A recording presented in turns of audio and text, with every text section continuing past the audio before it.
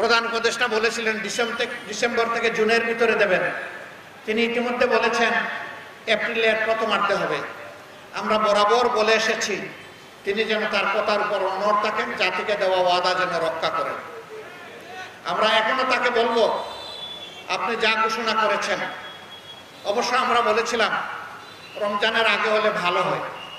যদি একান্ত কোনো কারণে আপনি মনে করেন কিছুটা পিছাতে হবে, অবশ্যই এটা এপ্রিলের পরে হওয়া উচিত নয়, দেশের আবহাওয়া এবং সার্বিক বিষয়কে বিবেচনায় নিয়ে। তিনি ইতিমধ্যে একটা ঘোষণা করেছেন। আমরা তাকে অনুরোধ করব যে কোনো মূল্যে আপনার ওয়াদা আপনাকে রক্ষা করতে হবে। এই নির্বাচন কোনোভাবে যেন অনিশ্চিত হয়ে না পড়ে। দেশবাসীকে অনুরোধ করব এই নির্বাচন যাতে সুষ্ঠু হয়, জনগণ যাতে তার পছন্দের আদর্শ ব্যক্তি এবং দলকে বাছাই করে নিতে পারে, তার সপক্ষে নিজের ভোট দিতে পারে। এই জন্য দেশবাসী অবশ্যই আমরা সবাই মিলে পাহারাদারের ভূমিকা পালন করব। যুবকদেরকে বলবো 15.5 বছর তোমরা ভোট দিতে পারো নাই, এখনো কারো কারো হয়তো বয়স হয় নাই, কিন্তু ভোটের আগে বয়স হয়ে যাবে। সরকারের কাছে আমাদের অনুরোধ, এই যুবকরাই লড়াই করে আজকের এই সরকারকে গঠন করে দিয়েছে।